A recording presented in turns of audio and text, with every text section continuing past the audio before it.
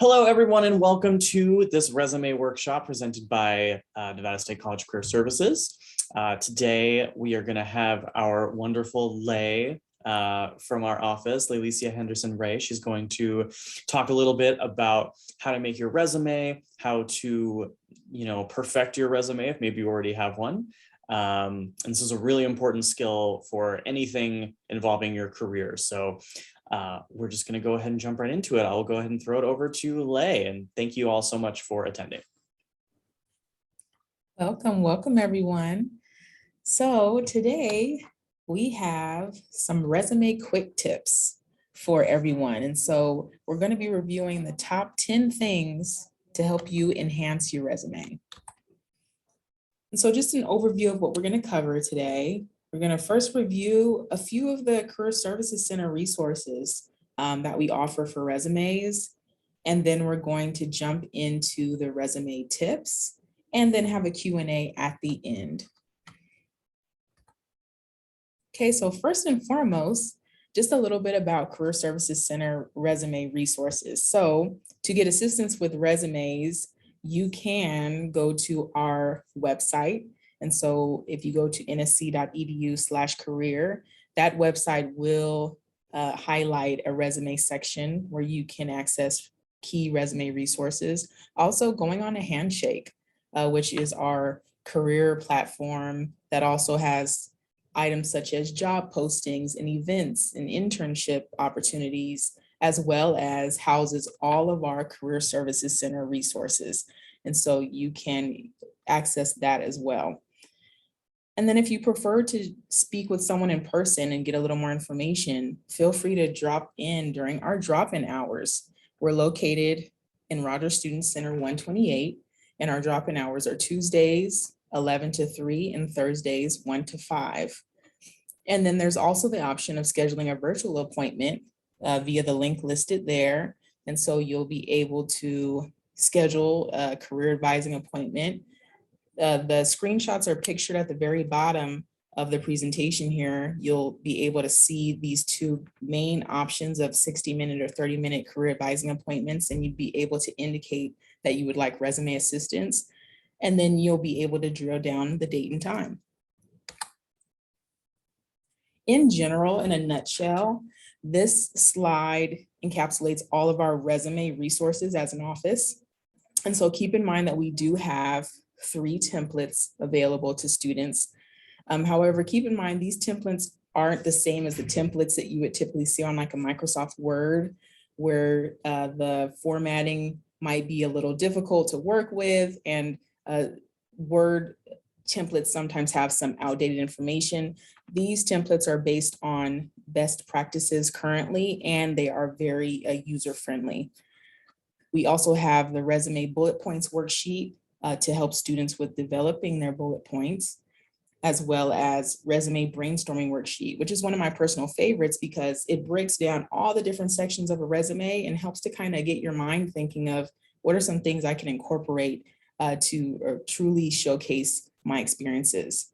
And then last but not least, pictured on the right side is the resume guide that has a variety of different resources for resumes all in one.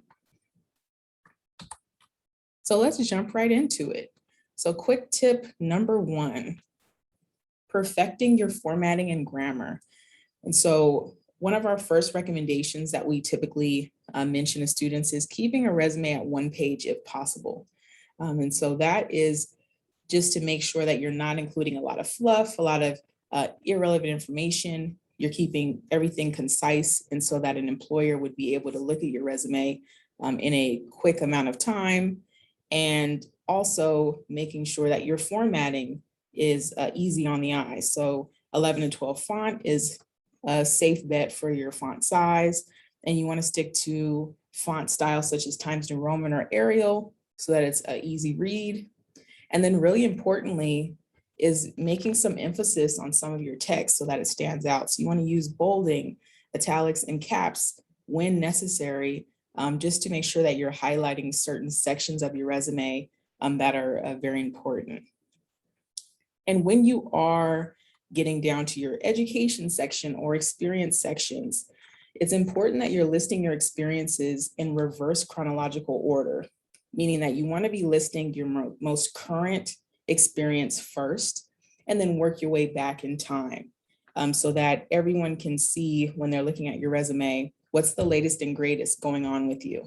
And then you can list everything else as you rotate backwards. And error-free.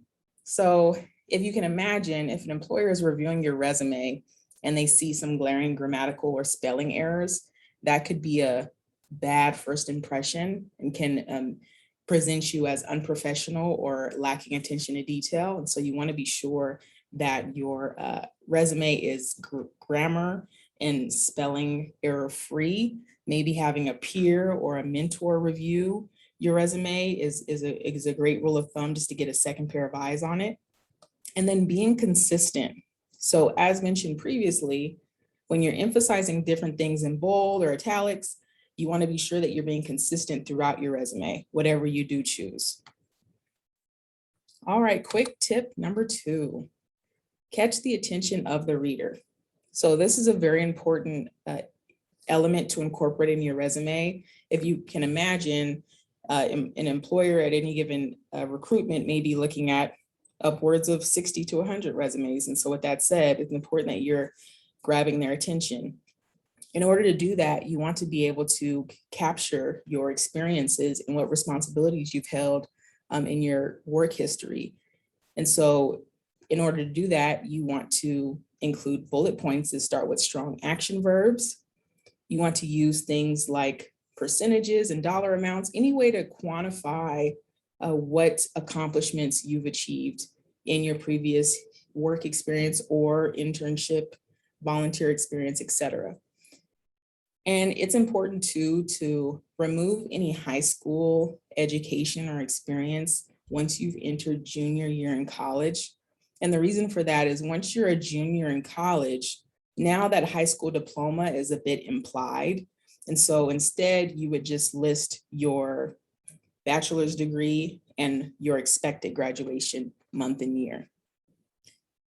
Keep in mind too that it's important to highlight your latest and greatest experiences. And so you want to be sure to refrain from including experiences that are older than 8 to 10 years old. Quick tip number 3 is to include a professional contact header. And so this is the way that employers are going to be able to get in contact with you. And so it's important that it's a professional piece of your resume. It's going to be the first section of your resume. And let's just ponder, where should the contact information go?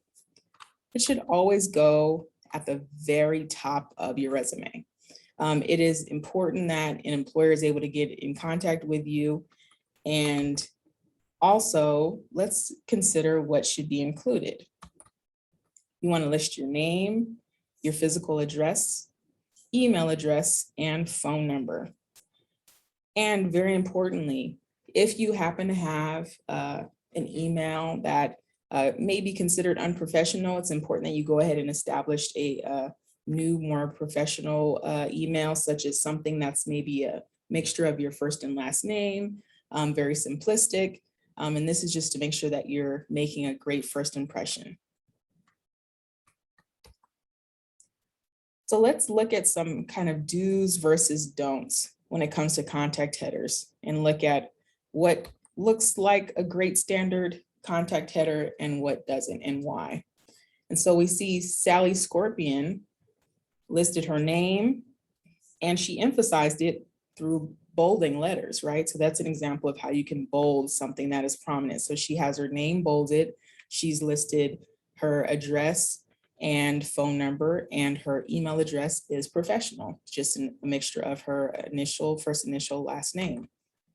Amanda Lee, a similar displaying of emphasizing her name. She has a professional email, and she happens to also include her portfolio in LinkedIn. And we do also let students and alumni know that it's perfectly fine to incorporate a LinkedIn link into your resume. However, we do recommend that you customize that link if you're going to include it. And so it looks like Amanda Lee did customize her LinkedIn link. Sally Scorpion, another example pictured there. This one happens to be 2 lines. And so the best rule of thumb is to keep your contact header no more than 3 lines. And so Sally Scorpion's example there on the bottom is still a reputable way to list a contact header. Okay, so on the don't side, so let's look at some other contact headers and what might be some issues with it. And so I'm going to ask in the chat, or feel free to unmute yourself, but I prefer maybe that you add it into the chat room. What do you see an issue with Jessica Evans' contact header? What's an issue that you see?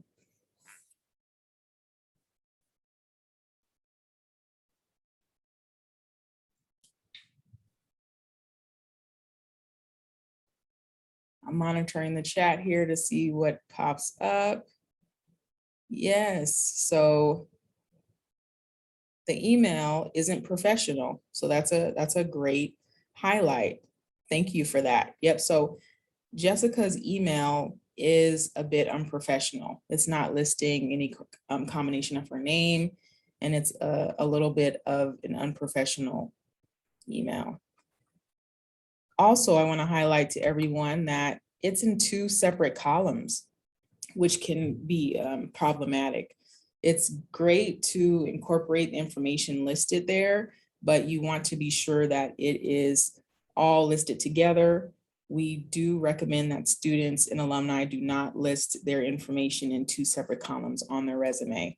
And then also the fact that she listed a marketing manager as her perhaps current position, that should more be listed in her work experience rather than in her contact header. And I see the chat room agrees with me there. Awesome. And so next we have Scotty Scorpion. And so what is the issue with Scotty Scorpion's email?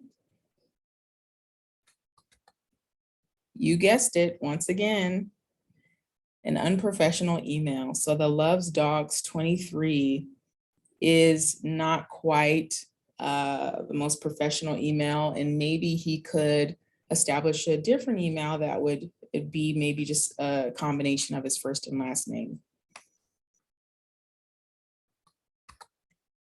And last but not least, we have Mary Butler. And so the main thing I wanted to point out as an issue with her contact header is that it is structured where it's taken up about 6 or 7 lines. And so that would be taking up way too much space on her resume if she's looking to keep that at 1 page. Okay, so moving right along, quick tip number 4, include accurate education information. Okay, and so in order to do that, you want to always be sure that you're listing the name of the school. So what's the institution that you're attending? And you want to include that full name, and then you want to list the city and state that it's located in. Next, you want to be sure that you're listing the name of your degree that you'll be receiving, and you want to spell that all the way out and refrain from using any sort of acronyms. And so, for example, a Bachelor of Arts in Criminal Justice or a Bachelor of Science in Biology. And then moving right along, just across from listing the institution, you want to also be listing the month and year that you graduate or that you expect to graduate.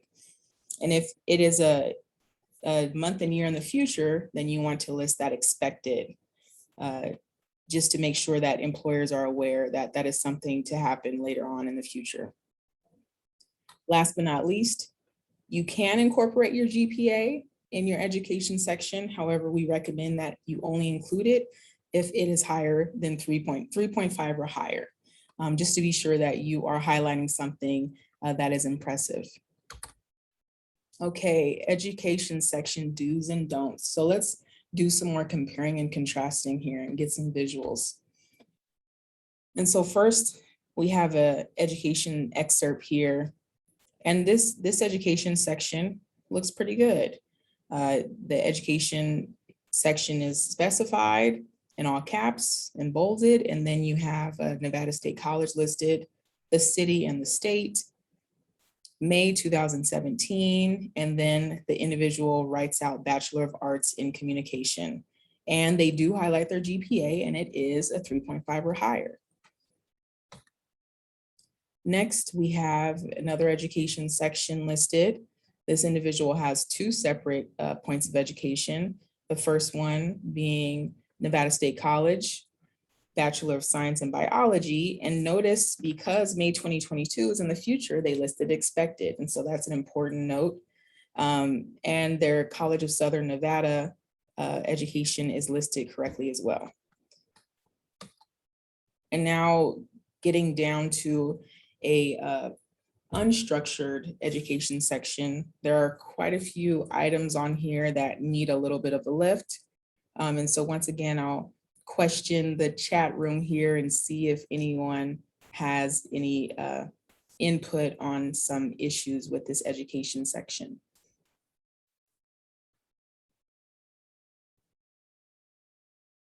I'll give it a few minutes here.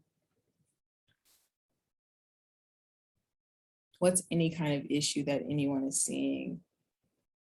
And I'll see if we're on the same page. Excellent. Okay, no date.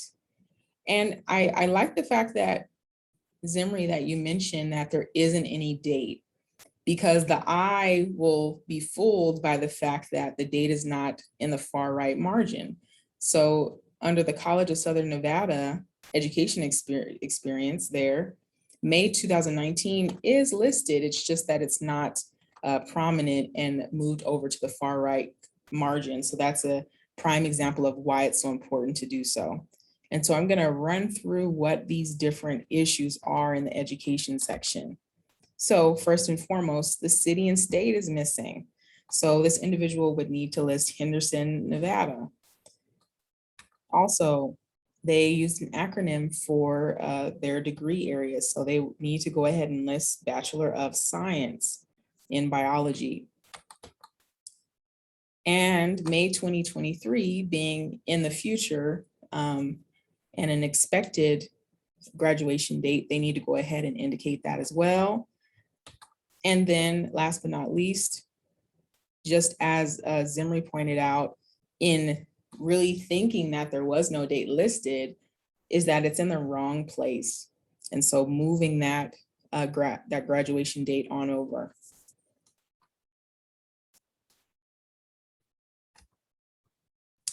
And also, before I forget, there's an S added on to Associate of Science. And so that should be just associate. All right, quick tip number 5. And please keep those questions coming, and then we'll do a Q&A at the end. So anything that comes to mind as we're going through the quick tips, please note those in the chat, and then we will review during our Q&A session. So quick tip number 5, highlight most relevant experiences.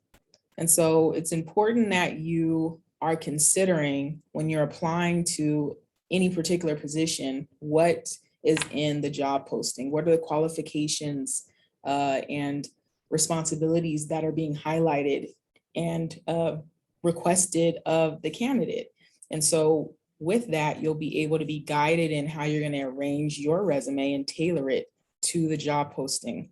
And so some areas of experience that can be included are work experience, and you can break that up to relevant work experience section and additional work experience section, just to be sure that you're highlighting the most relevant elements first. And then some other areas of experience that can be highlighted and incorporated into a resume are internship, leadership, volunteer, athletic, research, and other extracurricular activities.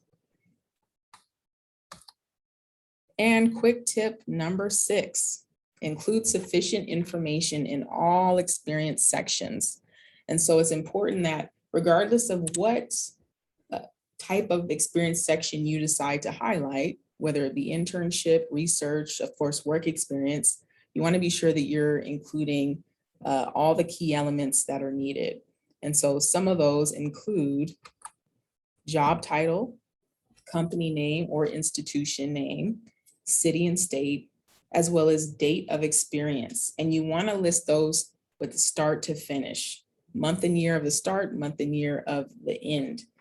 And keep in mind too, that if you are currently in that position, then you would list the start date, month and year to present. And so you would list present.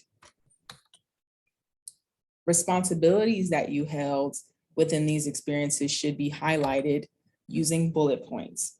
And so each bullet point should start with an action verb.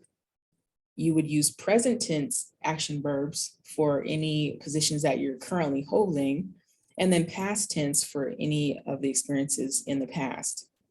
And of course, just to make sure that you're not being redundant to the reader, then you would want to use varying verb choices.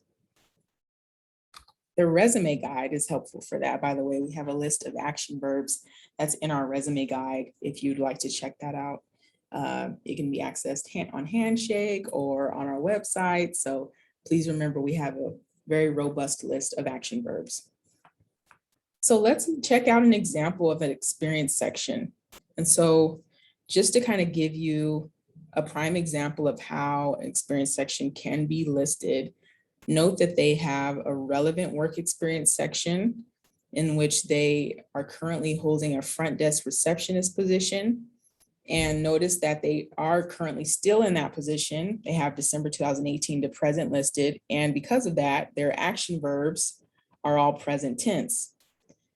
And then their certified nursing assistant position, because that is a position in the past, now their action verbs are in past tense. And then similarly with their volunteer experience, which is another valid highlight to use.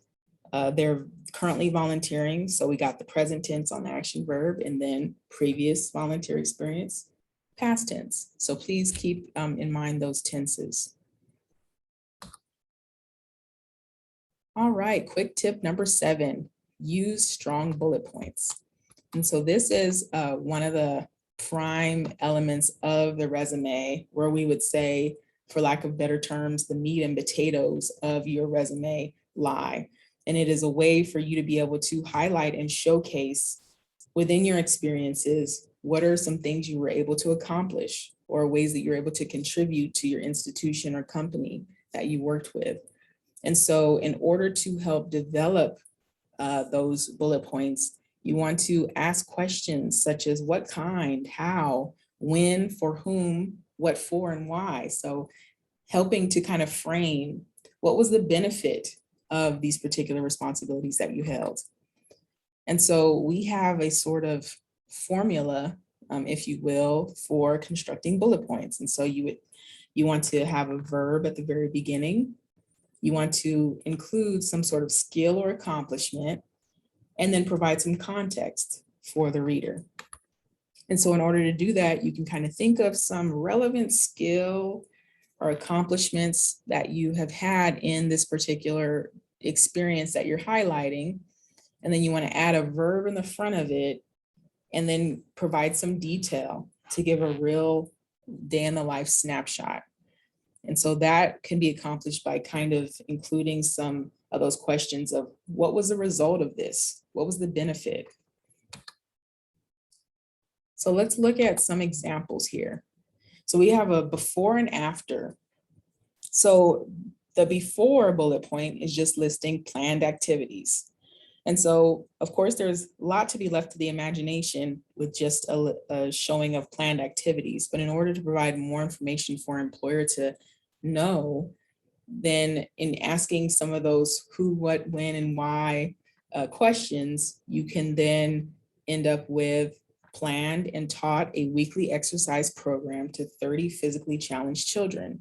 So you see now you've included the frequency that you held this responsibility, and you provided some quantity also of how many children that you were doing this program for, and that it was for children.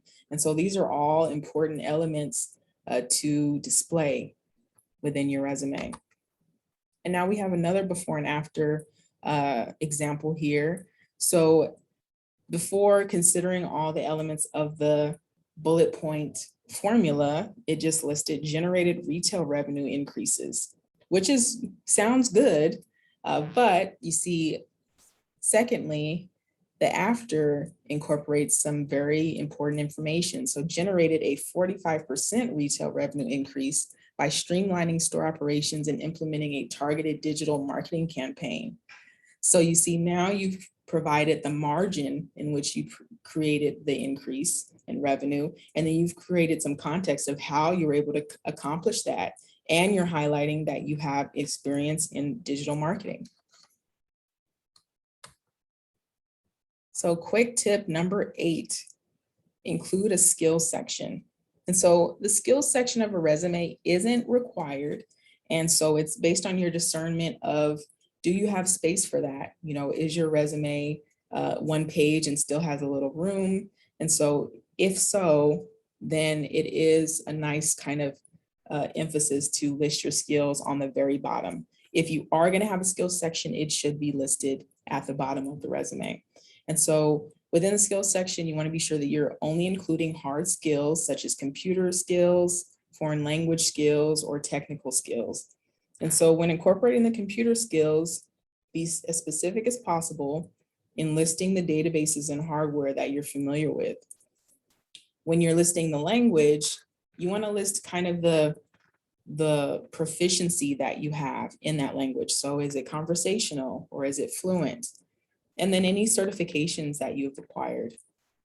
And so at the very bottom is an excerpt of a skills section from a resume. And so as you can see, they do list that they're fluent in Spanish and English. And then they're highlighting their Microsoft Suite experience and skills, and then going into detail about some other databases that they are familiar with.